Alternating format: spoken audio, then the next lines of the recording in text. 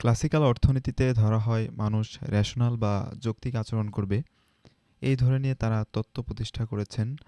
কিন্তু বাস্তবে মানুষ যৌক্তিক আচরণ করে না। ফলে ক্লাসিক্যাল অর্থনীতি পুরো কাজ করে না বাস্তব জীবনে। তাই তৈরি হয়েছে নতুন এক ফিল্ড, যেখানে মানুষের মনস্তত্ত্ব এবং ইকোনমিক্সরে মেলানো হয়েছে। অর্থনীতি মানুষের জীবনের সাথে যুক্ত। আপনি ৳২ দিয়ে একটা চকলেট কিনলেও তা অর্থনীতির ভিতরে পড়ে। মানুষের জীবন হলো অর্থনৈতিক জীবন। অর্থনীতি প্লাস মনস্তত্ত্ব সমান বিহেভিওরাল অর্থনীতি ডিল করে মানুষ ও তার অর্থনৈতিক ব্যবহার নিয়ে।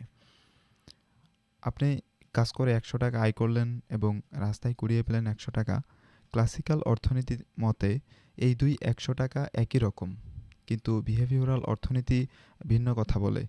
মানুষের বাস্তব ব্যবহার পর্যবেক্ষণ করে তারা বলে যে কাজ করে আয় করা ৳১০০ আপনি হিসাব করে ব্যয় করবেন, কিন্তু কুড়িয়ে পাওয়া ৳১০০ সহজেই উড়িয়ে দেবেন।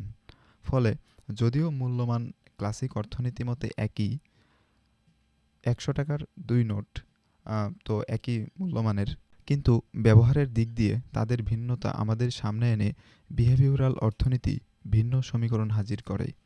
বিহেভিওরাল ইকোনমিক্স বলে লাভে যে আনন্দ হয় একই পরিমাণে লসে তার চাইতে বেশি কষ্ট হয় মানুষের। ড্যানিয়েল কাইনেম্যান এবং টিভার্সকি প্রসপেক্ট থিওরি ডেভেলপ করেন। এই তত্ত্বেই তারা দেখান একই পরিমাণ লাভ এবং লসের মধ্যে লসটা মানুষকে বেশি পেইন দেয়।